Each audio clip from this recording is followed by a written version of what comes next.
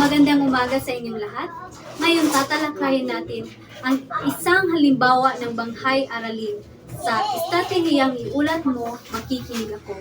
Sa bahaging ito, natutuklasan natin ang mga tiyak na layunin na nais na makamit sa paggamit ng estratehiyang ito. Dito natin malalaman ang inaasahang matutunan at magagawa ng mga estudyante pagkatapos ng aralin. Ang layunin ay nahati sa tatlong pangunahing bahagi. Ang unang bahagi ay ang pamantayang pangnilalaman. Sa bahaging ito, na ipapakita ng mga mag-aaral ang kanilang pag-unawa sa kontemporaryong pantelebisyon. Partikular na natututukan natin ang pagsusuri sa mensahe sa programang kanilang natalakay. Ikalawang bahagi ng layunin ay ang pamantayan sa pagganap.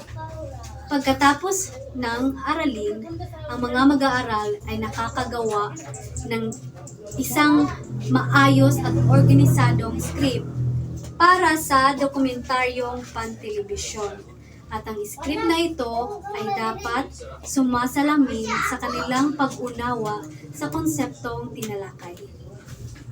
At ang huling bahagi ng layunin ay ang mga kasanayang pampagkatuto.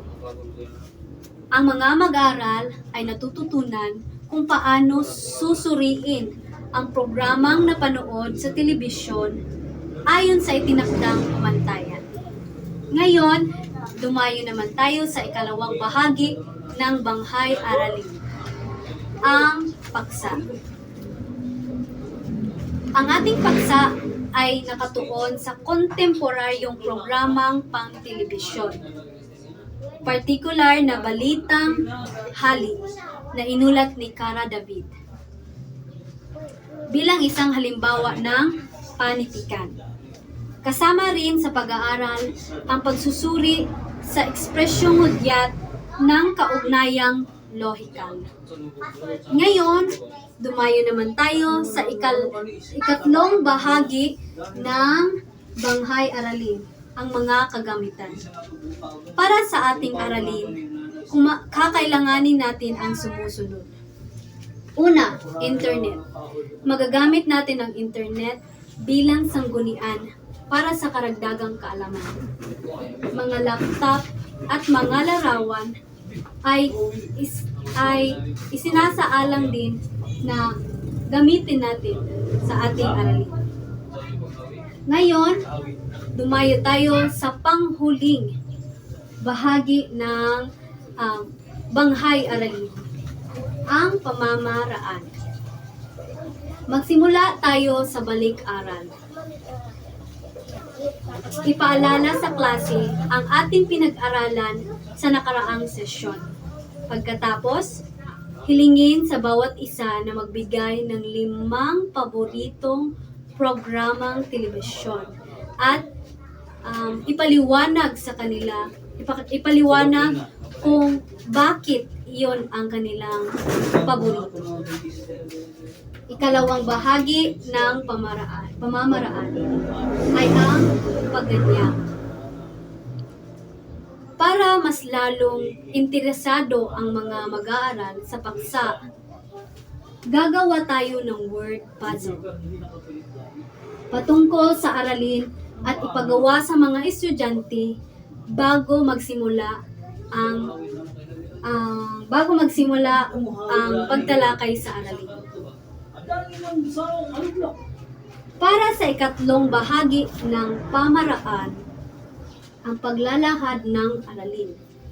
Sa talakayan na ito, matatalakay natin ang mga gabay na tanong na makakatulong sa mas malalim na pag-unawa sa kasaysayan ng medyum ng telekomunikasyon ng telebisyon ng Pilipinas.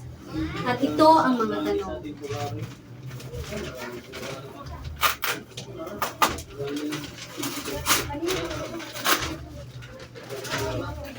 Unang katanungan, bakit mahalagang ingatan at pahalagahan ang karapatan ng mga kabataan tulad mo.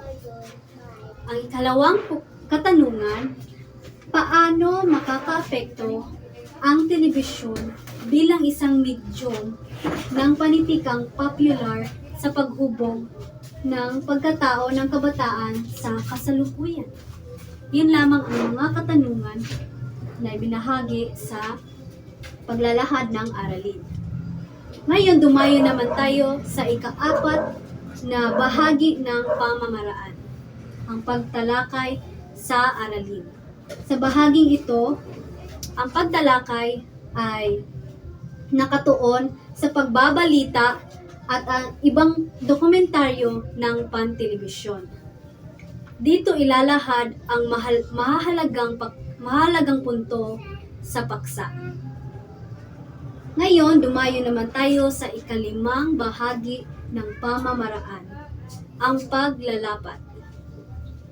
Ang bahaging ito ay nagpapakita kung paano iniingatan at pinahahalagahan ang mga kabataan na siyang susunod na pinuno ng ating bansa. Ito ay isang mahalagang aral na makukuha ng mga mag-aaral mula sa programang tinalakay. Ngayon,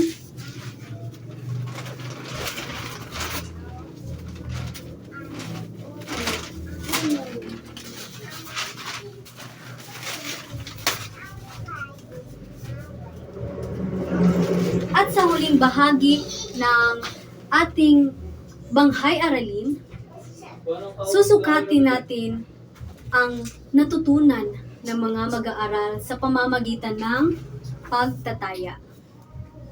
Gamit ang estratehiyang iulat mo, makikinig ako, magpapagawa tayo ng isang aktibidad na dula-dulaan sa loob ng klase. Ang mga mag-aaral ay gaganap bilang isang tauhan sa isang senaryo na may kaugnay sa programang pantelebisyon, tulad na lamang ng pag-uulat ng balita.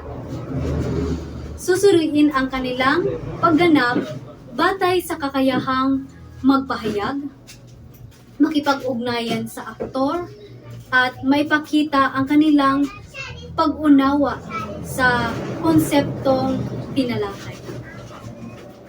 Ang kanilang pagkamalikhain at husay sa pag-arte ay isinasaalang-alang din sa pagbibigay ng marka. Sa pagtatapos ng ulat na ito, inaasahan kong naipaliwanag ko ng malinaw ang nilalaman at daloy ng banghay aralin.